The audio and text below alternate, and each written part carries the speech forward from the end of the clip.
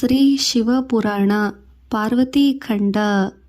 ತನ್ನ ಸುತ್ತ ಪರಿವೇಷ್ಟಿತರಾದ ಮಹಾಮುನಿಗಳ ಸಮೂಹವನ್ನು ದಯಾಪೂರಿತ ದೃಷ್ಟಿಯಿಂದ ವೀಕ್ಷಿಸುತ್ತಾ ಶ್ರೀ ಮಹಾಶಿವ ಪುರಾಣಾಂತರ್ಗತವಾದ ಶ್ರೇಷ್ಠವಾದ ಮೂರನೆಯ ಪಾರ್ವತಿ ಖಂಡ ಸಹಿತೆ ಸಮೂಹತೆಯಿಂದ ಪ್ರಾರಂಭಿಸಿದರು ಸೂತ ಮಹರ್ಷಿಗಳು. ಎಲ್ಲ ಶ್ರದ್ಧಾಳುಗಳು ಕೇಳುತ್ತಾ ಕುಳಿತರು. ಯಜ್ಞಕುಂಡದಲ್ಲಿ ಆತ್ಮಾರ್ಪಣ ಮಾಡಿ ಸತೀದೇವಿಯು ಮರಣಿಸಿದ ಮೇಲೆ ಈಶ್ವರನಿಗೆ ಬಹಳವಾದ ವೈರಾಗ್ಯವು ಉಂಟಾಯಿತು. ಅದರಿಂದ ಮಹಾದೇವನ ಮನಃಶಾಂತಿಯು ಹೊರಟು ಹೋಗಿ ಆ ಅವಸ್ಥೆಯಲ್ಲಿ ಆತನು ಒಂದು ಸ್ಥಳದಲ್ಲಿ ನಿಲ್ಲಲು ಸಾಧ್ಯವಿಲ್ಲದೆ ನಿರಂತರವಾಗಿ ಸಂಚರಿಸುತ್ತಲೇ ಇದ್ದನು. ಹೀಗೆ ಸ್ವಲ್ಪ ಕಾಲ ಹಿಮಾಲಯದ ಪರ್ವತದಲ್ಲಿ ಸಂಚರಿಸುತ್ತಿದ್ದಾಗ ಅಲ್ಲಿ ಒಂದು ದಿವ್ಯ ಸುಂದರ ಪ್ರದೇಶದಲ್ಲಿ ಮಹಾದೇವನ ಮನಸ್ಸಿನಲ್ಲಿ ಸ್ವಲ್ಪ ಉಲ್ಲಾಸ ಉಂಟಾಯಿತು. ಅದರಿಂದಾಗಿ ಆ ಪ್ರದೇಶದಲ್ಲಿಯೇ ತಪೋನಿಷ್ಠನಾಗಬೇಕೆಂದು ಭಾವಿಸಿ ಅಲ್ಲಿ ತಪಸ್ಸು ಮಾಡಲು ಸಿದ್ಧನಾದನು ದೇವದೇವನು. ಹೀಗಿದ್ದಾಗಲೇ 3 ಲೋಕಗಳಲ್ಲೂ ಏನೇನೋ ಮಾರ್ಪಾಡುಗಳು, ಬದಲಾವಣೆಗಳು, ಸೇರುವಿಕೆಗಳು ಇತ್ಯಾದಿ ವಿಷಯಗಳು ಜರುಗಿದವು. ತಾರಕಾಸುರನು ಹಿಂದೆ ಶಿವನಿಗೆ ತಪಸ್ಸನ್ನು ಮಾಡಿ ವರವನ್ನು ಪಡೆದಿದ್ದ. ಅವನಿಗೆ ಶಿವಪುತ್ರನಿಂದಲೇ ಮರಣ ಬರುವುದು ಎಂಬ ವರಗರ್ವಿತ ದಾನವನ್ನು ಪೀಡೆ ದೇವತೆಗಳಿಗೆ ಅಧಿಕವಾದ ತೊಂದರೆಯನ್ನು ಕೊಡುತ್ತಾ ಇದ್ದಿತು. ಶಿವನ ಸಂಜಾತ ಪುತ್ರನಿಂದಲೇ ವಿನಃ ಮತ್ತೆ ಯಾರಿಂದಲೂ ತಾರಕನನ್ನು ಜಯಿಸುವುದು ಸಾಧ್ಯವಿಲ್ಲ. ಆದರೆ ಹೆಂಡತಿ ಇಲ್ಲದ ಶಿವನು ತಪೋದೀಕ್ಷೆಯಲ್ಲಿರಲು ಇದು ಹೇಗೆ ಸಾಧ್ಯ? ವಿಷ್ಣುವಿನೊಡನೆ ಸಮಾಲೋಚನೆ. ಬ್ರಹ್ಮಾದಿ ದೇವತೆಗಳೆಲ್ಲರೂ ವಿಷ್ಣುವಿನೊಡನೆ ಕರೆದು ಮಂತ್ರಾಲೋಚನೆ ಮಾಡಿದರು. ಯಾವುದಾದರೂ ರೀತಿಯಲ್ಲಿ ಪರಮಶಿವನನ್ನು ಒಪ್ಪಿಸಿ ಯಾರಾದರೊಬ್ಬಳು ಕನ್ಯೆಯನ್ನು ಹುಡುಕಬೇಕು. ಆ ಕನ್ಯೆಯನ್ನು ತಂದು ವಿವಾಹ ಮಾಡಬಹುದು ಎಂದುಕೊಳ್ಳೋಣ. ಆದರೆ ಆ ಸ್ತ್ರೀಯು ಶಿವನ ತೇಜೋಪುಂಜಕ್ಕೆ ಸರಿಸಮಾನಳಾಗುತ್ತಾಳೆಯೇ ಎಂಬ ಸಂದೇಹವು ಉತ್ಪನ್ನವಾಯಿತು. ಅದು ನಿಜವೇ. ಆದರೆ ಈಶ್ವರನು ಯಾವುದಾದರೂ ಕನ್ಯೆಯನ್ನು ವಿವಾಹವಾಗುತ್ತಾನೆಯೇ ಎನ್ನುವ ಸಂದೇಹವೂ ಉಂಟಾಯಿತು. ಶ್ರೀ ಮಹಾವಿಷ್ಣು ಎಲ್ಲರಿಗೂ ಧೈರ್ಯ ತುಂಬಿದನು. ಈಗಾಗಲೇ ಒಬ್ಬಳು ಮಹಾಶಿವನ ತೇಜಸ್ಸನ್ನು ಭರಿಸಲು ಶಕ್ತಿ ಇರುವ ಸಾಕ್ಷಾತ್ ಆದಿಶಕ್ತಿ ಸ್ವರೂಪಿಣಿಯು ಅಂಶದಿಂದ ಜನಿಸಿರುವಳು. ಆಕೆಯೇ ಹಿಮಪರ್ವತ ರಾಜನ ಮಗಳು ಎಂದು ಸಾಂಕೇತಿಕವಾಗಿ ಸೂಚಿಸಿದನು. ತಾರಕಾಸುರ ಸಂಹಾರ್ತವಾಗಿ ಎಷ್ಟೋ ದೇವತೆಗಳೆಲ್ಲರೂ ಆ ಪರ್ವತರಾಜನ ಪುತ್ರಿಯನ್ನು ಶಂಕರನಿಗೆ ಪತ್ನಿಯಾಗಿ ಮಾಡುವ ಪ್ರಯತ್ನಕ್ಕೆ ನಾಂದಿ ಹಾಡಿದರು. ಹಿಮವಂತ ಮೇನಕೆ. ಜಂಬೂ ದ್ವೀಪದಲ್ಲಿರುವ ದೊಡ್ಡ ಪರ್ವತಗಳಲ್ಲಿ ಅತ್ಯಂತ ದೊಡ್ಡದಾದ ಪರ್ವತವೆಂದರೆ ಹಿಮಪರ್ವತವು. ಅದು ನಿರಂತರವಾಗಿ ಮಂಜಿನಿಂದ ಕವಿದಿರುತ್ತದೆ. ಅದಕ್ಕಿಂತ ಶ್ರೇಷ್ಠವಾದ ಸುಂದರವಾದ ಮತ್ತೊಂದು ಪರ್ವತವು ಈ ಭೂಪ್ರದೇಶದಲ್ಲೇ ಇಲ್ಲ. ಗಂಗೆಯಂತೆ ಇರುವ ಪುಣ್ಯ ನದಿಗಳ ಉಗಮ ಸ್ಥಾನವೇ ಈ ಪರ್ವತ. ಇಲ್ಲಿರುವ ಗುಹೆಗಳಲ್ಲಿ ಎಷ್ಟೋ ಮಂದಿ ಪ್ರಸಿದ್ಧ ಮುನೀಶ್ವರರು ತಪಸ್ಸು ಮಾಡುತ್ತಾ ಇರುವರು.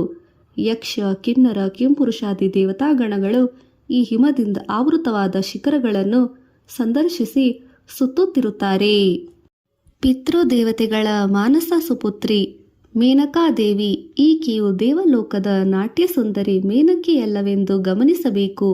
ಈಕೆ ಹಿಮವಂತನ ಧರ್ಮಪತ್ನಿ. ಹಿಮವಂತನು ಪೂರ್ವ ಮತ್ತು ಪಶ್ಚಿಮ ಸಮುದ್ರಗಳನ್ನು ವಶಪಡಿಸಿಕೊಂಡಿದ್ದನು.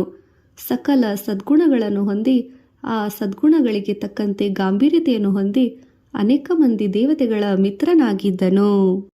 ಅನಂತ ವೈಭವದಿಂದ ಅನ್ಯೋನ್ಯಾನುರಾಗದಿಂದ ಸಲಕ್ಷಣ ವಿಭೂಷಿತಳಾದ ಮೇನಕೆಯು ಹಿಮವಂತನಿಗೆ ತಕ್ಕ ಧರ್ಮಪತ್ನಿಯಾಗಿ ಮೆರೆಯುತ್ತಿದ್ದಳು. ಆ ದಂಪತಿಗಳಿಬ್ಬರು ದಾಂಪತ್ಯ ಸೌಖ್ಯವನ್ನು ಅನುಭವಿಸುತ್ತಾ ಯಥೇಚ್ಛವಾಗಿ ಆನಂದಿಸುತ್ತಾ ಇದ್ದರು. ಸದಾ ದೇವತೆಗಳನ್ನು ಆಧರಿಸುವ ಉದಾರ ಸ್ವಭಾವಿಯಾದ ಹಿಮವಂತನನ್ನು ತಮಗೆ ಜರುಗಿದ್ದ ಸತ್ಕಾರಾದಿ ಭೋಗಗಳಿಂದ ಸಂತುಷ್ಟಗೊಂಡ ದೇವತೆಗಳು ಯಥೇಚ್ಛವಾಗಿ ಹಿಮವಂತನನ್ನು ಕೊಂಡಾಡಿದರು. ಪುತ್ರ ಪುತ್ರಿಕಾದಿ ಸತ್ಸಂತಾನ ಪ್ರಾಪ್ತಿರಸ್ತು ಎಂದು ಆಶೀರ್ವದಿಸಿದರು.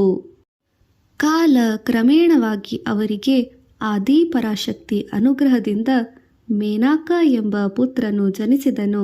ಜನಿಸಿದ ಆ ಮಗುವಿಗೆ 2 ರೆಕ್ಕೆಗಳಿದ್ದವು.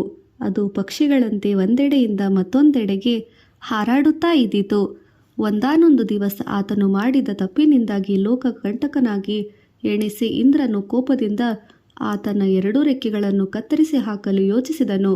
ವಜ್ರಾಯುಧದಿಂದ ತನಗೆ ಕೇಡು ಒದಗುವುದೆಂದು ತಿಳಿದು ಸುರಪತಿಯ ಕೋಪವು ಕಮ್ಮಿಯಾದ ನಂತರ ಆತನ ಬಳಿ ಶರಣು ಹೋಗಿ ಅಭಯವನ್ನು ಯಾಚಿಸಿದನು. ಮೇನಾಕ ತನ್ನ ರೆಕ್ಕೆಗಳ ಸಹಾಯದಿಂದ ಆಗಿಂದಾಗಿ ತಂದೆ ತಾಯಿರನ್ನು ನೋಡಲು ಬರುತ್ತಿದ್ದನು. ಪಾರ್ವತಿ ಜನನ. ಮೇನಕಾದೇವಿಗೆ ಆದಿಶಕ್ತಿಯ ವರಪ್ರಭಾವದಿಂದ ಪುತ್ರಿಯು ಜನಿಸುವ ಸಮಯ ಸಮೀಪಿಸುತ್ತಿತ್ತು.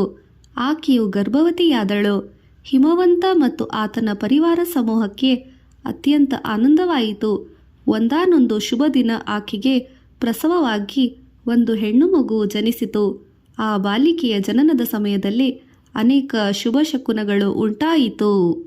ಮೇಘಗಳು ಆನಂದದಿಂದ ಮಳೆ ಸುರಿಸಿದವು. ದೇವತೆಗಳು ಪುಷ್ಪ ವೃಷ್ಟಿ ಗರೆದರು. ಗಂಧರ್ವರು ತಮ್ಮ ಗಾನ ಪ್ರಾವೀಣ್ಯತೆಯಿಂದ ಹಾಡುತ್ತಿರಲು ವಿದ್ಯಾಧರ ಅಪ್ಸರ ಸ್ತ್ರೀಯರು ನಾಟ್ಯವಾಡುತ್ತಿದ್ದರು. ಎಲ್ಲರೂ ತಮ್ಮ ತಮ್ಮ ಆನಂದವನ್ನು ಪ್ರದರ್ಶಿಸುತ್ತಿದ್ದರು.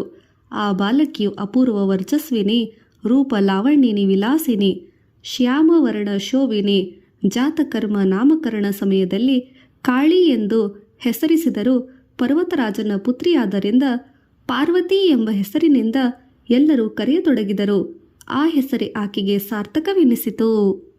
ಆಕೆಯು ಕಾರಣ ಜನ್ಮಗಳಲ್ಲವೇ. ಆಕೆಯು ಹುಟ್ಟಿದ ದಿನದಿಂದಲೇ ಮೇನಕೆ ಹಿಮವಂತರಿಗೆ ಪ್ರತಿದಿನ ಒಂದಲ್ಲ ಒಂದು ಶುಭ ಅನುಭವವು ಆಗುತ್ತಿತ್ತು. ಬಾಲ್ಯದಿಂದಲೇ ಆಕೆಗೆ ಶಿವನಾಮೋಚ್ಚಾರಣೆಯಲ್ಲಿಯೇ ಅತ್ಯಂತ ಆಸಕ್ತಿ. ಪ್ರತಿ ಸಾರಿಯೂ ಮಾತಿನ ಸಂದರ್ಭದಲ್ಲಿ ನಿರಂತರ ಶಿವಪ್ರಸಂಗಾನುರಕ್ತಳಾದ ಪಾರ್ವತಿ ಹಿಮವಂತರ ಮಧ್ಯೆ ಎಷ್ಟೋ ಸಾರಿ ಶಿವಲೀಲಾ ಪ್ರಸಂಗಗಳ ವಿಚಾರವನ್ನು ಚರ್ಚಿಸುತ್ತಿದ್ದು, ತಂದೆಯೇ, ಈ ಲೋಕದಲ್ಲಿ ಅತ್ಯಂತ ಸಸೂರ್ಯಮಾನವಾದ ದೇವರೆಂದರೆ ಆ ಶಿವ ಆದಿದೇವನೇ ಅಲ್ಲವೇ? ಹೌದು ಮಗಳೇ, ಆ ಮಹಾದೇವನ ಲೀಲಾ ಸೃಷ್ಟಿಯ ಈ ಸಮಸ್ತ ಜಗತ್ತು. ಆತನನ್ನು ಸೇವಿಸುವವರು ಇಹಪರ ಎರಡನ್ನೂ ಅಮಿತಾನಂದವನ್ನು ಹೊಂದುವ ಸಾಧ್ಯವಿದೆ. ಪರಮಾನಂದವನ್ನು ಹೊಂದಲು ಸಾಧ್ಯ. ಆತನ ನಿವಾಸ ಯಾವುದು? ಒಂದೇ ಪ್ರದೇಶವೆಂದು ಹೇಗೆ ಹೇಳುವುದು? ಆತನು ಸರ್ವಾಂತರ್ಯಾಮಿ. ಆತನು ರೂಪ ರೇಖೆ ವಿಲಾಸಗಳೇನು? ತೆಳ್ಳಗಿನ ದೇಹ, ಅದನ್ನು ಮುಚ್ಚಲು ಅದರ ಮೇಲೆ ಗಜಚರ್ಮ, ಜಟಾಜೂಟ, ಸರ್ಪಹಾರ ಶೋಭಿತನು. ಶೂಲ ಡಮರುಗಳನ್ನು ಹಿಡಿದಿರುವವನು. ರುದ್ರಾಕ್ಷ ಮಾಲೆಯನ್ನು ಧರಿಸಿ ಶರೀರವೆಲ್ಲವನ್ನು ವಿಭೂತಿಯನ್ನು ಧರಿಸಿ ತನ್ನ ದೇಹಕಾಂತಿಯನ್ನು ಸರ್ವ ದಿಕ್ಕುಗಳಲ್ಲೂ ಪ್ರಸರಿಸುವಂತೆ ಮಾಡುತ್ತಿರುವವನು. ಶಾಂತ ಸ್ವಭಾವಿಯು, ಚಂದ್ರರೇಖಾಧರನು. ಆ ಮಹಾದೇವನು ತ್ರಿನೇತ್ರಧಾರಿಯೂ ಕೂಡ. 3 ಕಣ್ಣುಗಳು ಏತಕ್ಕೆ? 2 ಕಣ್ಣುಗಳು ಸಾಧಾರಣ ದಯಾಪೂರ್ಣ ದೃಷ್ಟಿಯಿಂದ ನೋಡಲು, 3ನೇ ಕಣ್ಣು ಆತನ ತಪೋಶಕ್ತಿಯ ಚಿಹ್ನೆ. ಅದು ಅಗ್ನಿ ಸಂಯುಕ್ತವಾದು. ಅದನ್ನು ತೆರೆದು ನೋಡಿದರೆ 3 ಲೋಕಗಳು ಭಸ್ಮ ವಿಭೂತಿಯಾಗುತ್ತದೆ. ಅಷ್ಟೇ ಅಲ್ಲ, ಆತನನ್ನು ಎಷ್ಟೊಂದು ವಿವರಿಸಲು ಯಾರಿಗೆ ಸಾಧ್ಯವಮ್ಮ? ಆತನ ನಿವಾಸ ಸ್ಥಾನವು ಕೈಲಾಸ. ವಜ್ರ ಪರಶು ಖಡ್ಗಾದಿ ಆಯುಧಗಳನ್ನು ಧರಿಸಿದ ಮಹಾಶಿವನ ಸಂಶಾನ. ಸಂಚಾರ ವೇಳೆಯಲ್ಲಿ ಭೂತ ಪ್ರೇತ ಪಿಶಾಚಿ ಗಣಗಳೆಲ್ಲವೂ ಆತನನ್ನು ಸೇವಿಸುತ್ತಾ ಇರುವವು. ಇದೆಲ್ಲ ಏತಕ್ಕಾಗಿ? ಅದು ಪ್ರಸ್ತುತ ನಿನಗೆ ಅರ್ಥವಾಗದಮ್ಮ. ಶಿವನ ವೈರಾಗ್ಯದ ಚಿಹ್ನೆ ಅದೆಲ್ಲ. ಆದರೂ ಸದಾ ಸರ್ವ ಸನ್ಮಂಗಳಕಾರನು, ಮಂಗಳ ಸ್ವರೂಪ ಆ ಶಿವಮೂರ್ತಿ. ಈ ಪ್ರಕಾರವಾಗಿ ಹಲವು ಸಾರಿ ಶಿವ ಸಂಬಂಧಾತ್ಮಕ ಮಾತುಗಳು ಆ ತಂದೆ ಮಗಳ ಮಧ್ಯೆ ಜರುಗುತ್ತಲೇ ಇತ್ತು. ಪಾರ್ವತಿಯ ಹೃದಯದಲ್ಲಿ ಶಿವ ಸ್ವರೂಪವು ಮುದ್ರಿತವಾಗಿ ಹೋಗಿತ್ತು. ಇತರರ ಬೋಧನೆ ಅವಶ್ಯಕತೆಯೇ ಇಲ್ಲದೆ ವಿವಿಧ ರೀತಿಯಲ್ಲಿ ಆಕೆಯ ಮನಸ್ಸು ಶಿವ ಸಾನ್ನಿಧ್ಯ ಸೇರಲು ಪ್ರಾರಂಭವಾಯಿತು. ಕ್ರಮವಾಗಿ ಆಕೆಯ ವಯಸ್ಸಿಗೆ ಬಂದಂತೆಲ್ಲ ತ್ರಿಜಗನ್ಮೋಹನಾಕೃತಿ ಮೆರಗಿತು. ವಯಸ್ಸಿಗೆ ಅನುಗುಣವಾಗಿ ಆಕೆಯ ತನೋವಿಲಾಸವು ಶತಾಧಿಕವಾಯಿತು. ನಾರದರ ಭವಿಷ್ಯ. ಹೀಗೆ ಇರಲಾಗಿ ನಾರದರು ಹಿಮವಂತನ ನಗರಕ್ಕೆ ಆಗಮಿಸಿದರು. ನಾರದ ಮುನೀಂದ್ರರಿಗೆ ಯಥೋಚಿತ ಸತ್ಕಾರವನ್ನು ನೀಡಿ, ಅನಂತರ ಮಹಾನುಭಾವ, ನಮ್ಮ ಪಾರ್ವತಿಯ ಭವಿಷ್ಯವನ್ನು ತ್ರಿಲೋಕ ಸಂಚಾರಿಯು ತ್ರಿಕಾಲ ವೈದ್ಯರು ಆದ ತಮ್ಮ ಮುಖದಿಂದ ಕೇಳಬೇಕೆಂದು ನನ್ನ ವಿನಃ ಎಂದು ವಿನಂತಿ ತಿಳಿಯಿರಿ ಎಂದು ಕೈಮುಗಿದು ಕೇಳಿಕೊಂಡರು. ಅದಕ್ಕೆ ಕಾರಣವು ಇಲ್ಲದಿಲ್ಲ. ಲೋಕರೀತಿಯಾಗಿ ಬಾಲ್ಯದಲ್ಲಿ ಎಷ್ಟೋ ಸಂತೋಷದಾಯಕವಾಗಿದ್ದರೂ ಹೆಣ್ಣು ಮಕ್ಕಳು ಪ್ರಾಪ್ತ ವಯಸ್ಕರಾದಾಗ ಮದುವೆ ಮಾಡಿ ಅತ್ತೆ ಮನೆಗೆ ಕಳಿಸಿಕೊಡುವಾಗ ಬೇಸರವಾಗುತ್ತದೆ. ಆ ಮಗುವಿನ ತಂದೆ ತಾಯಿಯರಿಗೆ ಮಾತ್ರವಲ್ಲ, ಅದು ಆ ಮಗುವಿಗೂ ಕೂಡ ಇದು ಸಹಜ. ಪಾರ್ವತಿಯನ್ನು ಅಪಾದಮಸ್ತಕ ನೋಡಿ ಆ ಮುನೀಂದ್ರನು ಸ್ವಲ್ಪ ಮಂದಹಾಸಯುಕ್ತನಾಗಿ ಆ ಪ್ರಯತ್ನವಾಗಿ ತನ್ನ ಹಸ್ತಗಳನ್ನು ಜೋಡಿಸಿದಾಗ ಪರ್ವತೇಂದ್ರಿಯನು ಆಶ್ಚರ್ಯಚಕಿತನಾದನು. ಹಿಮವಂತ ರಾಜನು, ನೀನು ಮಹಾ ಅದೃಷ್ಟವಂತನು ಎಂದನು. ಆಶ್ಚರ್ಯದಿಂದ ನೋಡುತ್ತಿದ್ದ ಪರ್ವತರಾಜನ ಭುಜವನ್ನು ತಟ್ಟಿ, ಹೌದಯ್ಯ, ಈಕೆ ಸಾಮಾನ್ಯಳಲ್ಲ, ಸಮಸ್ತ ದೇವತಾರಾಧಿಯ ಆ ಸದಾಶಿವನ ಪತ್ನಿಯಾಗುವಳು. ನೀನು ಕೃತಾರ್ಥನಾದೆ ಎಂದು ಪುನಃ ಹೇಳಿದನು.